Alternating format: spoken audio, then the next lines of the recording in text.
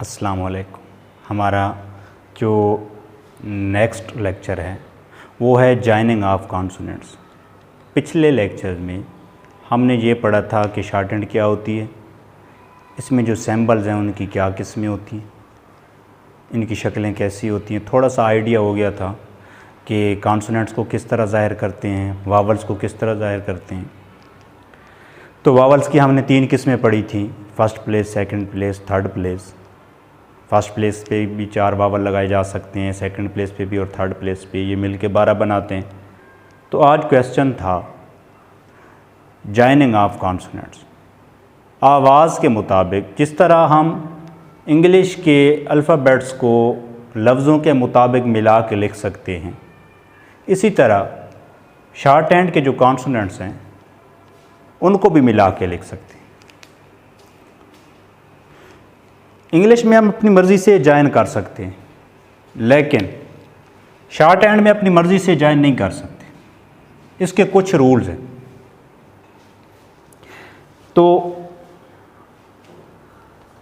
पहला जो रूल है वो ये है कि कलम उठाना नहीं है।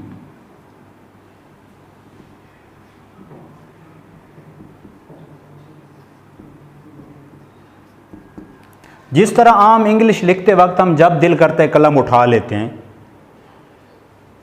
उस तरह हम शॉर्ट हैंड में अपनी मर्जी से कलम नहीं उठा सकते। जब तक आउटलाइन मुकम्मल नहीं होती, जब तक लफ्ज़ मुकम्मल नहीं हो जाता, हमने कलम उठानी नहीं है। एक रूल। दूसरा, जिस जगह से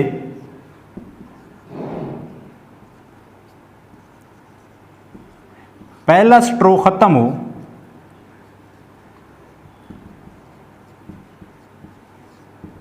वहीं से दूसरा शुरू करना है।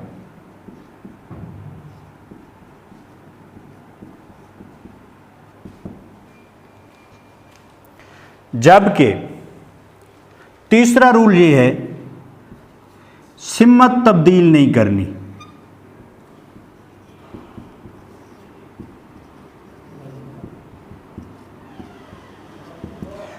जैसे मैंने फर्स्ट ग्रुप के बारे में बताया था पहले लेक्चर में कि फर्स्ट 6 कॉन्सोनेंट्स का जो ग्रुप है उसकी खसूसियत है कि कलम ऊपर से नीचे आएगा। तो जॉइनिंग में भी हमेशा कलम ऊपर से नीचे आना चाहिए। हम जॉइनिंग के वक्त अपनी मर्जी से ऊपर नहीं कर सकते। चौथा रूल जो है, कलम रोकना नहीं है।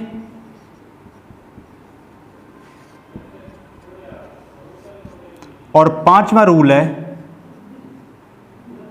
कलम रिपीट नहीं करना।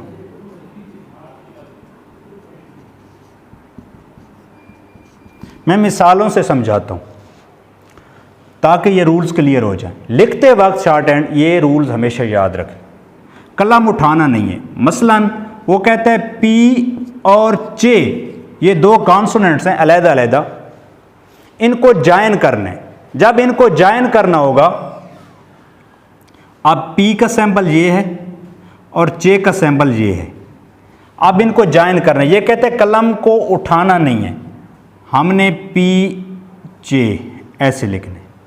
हम ऐसे नहीं कर सकते, ये रूल्स के खिलाफ है। दूसरा,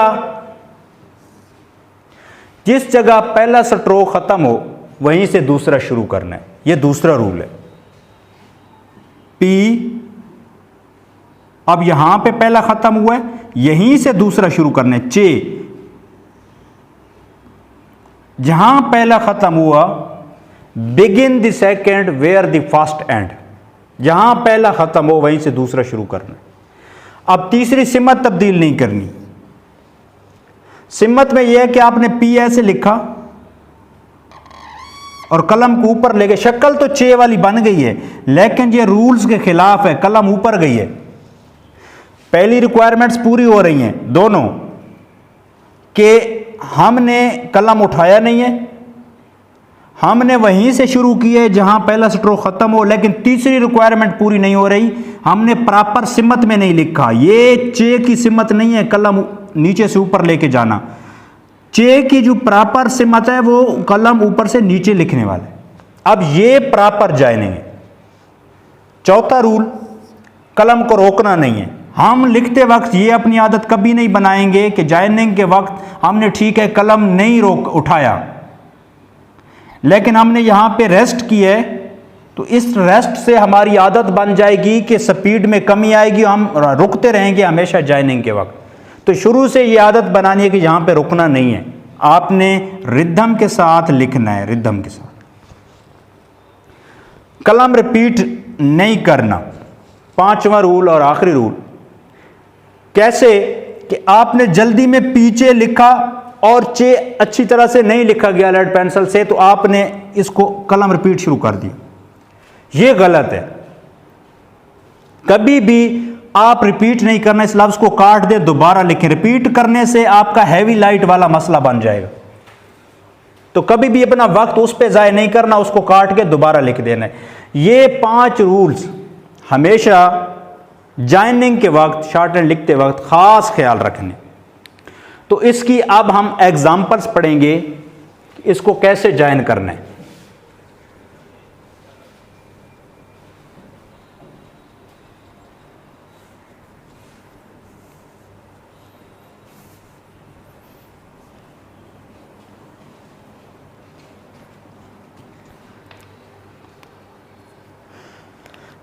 पहले हमने पढ़ा पीछे, इसको जॉइन करना है। दूसरा है बीटी, इसको जॉइन करना है। तीसरा है डीटी, इसको जॉइन करना है। ये मिसालें मैं पढ़ा रहा हूं। अब पीछे, पीछे ये प्रॉपर जॉइनिंग। बीटी, बी की ये सिंबल और टी की ये। डीटी, डी हैवी और टी लाइट। एक गलती अक्सर बच्चों से होती है कि इस तरह जब शक्ल बनानी हो कि ऊपर हैवी और नीचे लाइट हो, तो वो हैवी के बाद लाइट करते हुए कलम को मुश्किल से कंट्रोल करते हैं और उसी तरह हैवी लिख देते हैं, या यहाँ पे रुक जाते हैं, या यहाँ से टेढ़ा हो जाता है। तो आपने अपनी आदत बनानी है कि प्रॉपर रूल्स के मुताबिक ही लिखना है, इग्नोर नहीं करना। एक दिन आदत बन ही जाती है, जैसे आप ठीक लिखते हैं उसको इग्नोर करके आपने गलत लिखते हुए मशक नहीं करनी है, उसको ठीक करना है। तभी जो है एक दिन आप अच्छे शॉर्ट हैंड राइटर बन सकते हैं। अब जॉइनिंग से लफ्ज़ कैसे बनते हैं, मैं आपको वो एग्जांपल्स बताता हूं। पेड, मिसाल के तौर पे एक लफ्ज़ पेड है। दूसरा पेज, तीसरा डेट। अब इन तीनों लफ्जों में एक से ज्यादा कॉन्सोनेंट्स हैं, जैसा कि पी और डी। अब अगर आप गौर करें तो कॉन्सोनेंट की वावल्स, कॉन्सोनेंट्स की आवाज़ों के अलावा वावल की आवाज़ भी हमें सुनाई दे रही है, वो है ए की, पेड, और ये पी के बाद सुनाई दे रही है, तो हमने पी के बाद ये लगा देने। इसी तरह पेज, पेज के लफ्ज़ की जो हमें साउंड सुनाई दे रही है वो पी और जे, 2 लफ्ज़। आपने अब इसको ये नहीं सोचना कि जी लिखा हुआ है। मैंने पहले आपको बताया है कि हम स्पेलिंग पे नहीं जाएंगे, हम आवाज़ों पे जाएंगे। इसका जो तलफ़्फ़ुज़ है, जो प्रोनाउंसिएशन है, वो पेज है। पेज में जो हमें कानों में आवाज़ सुनाई देती है वो पी और जे की है, तो हमने जे का कॉन्सोनेंट लिखना है, पेज। इसी तरह जो थर्ड एग्जाम्पल है वो है डेट। ये हो गई जॉइनिंग ऑफ कॉन्सोनेंट्स। इसी तरह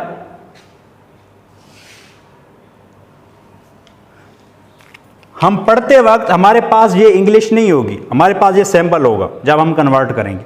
अब हमने गौर करना है कि ये हमने कौन सी आउटलाइन लिखी है। पहला स्ट्रोक पी का, दूसरा डी का।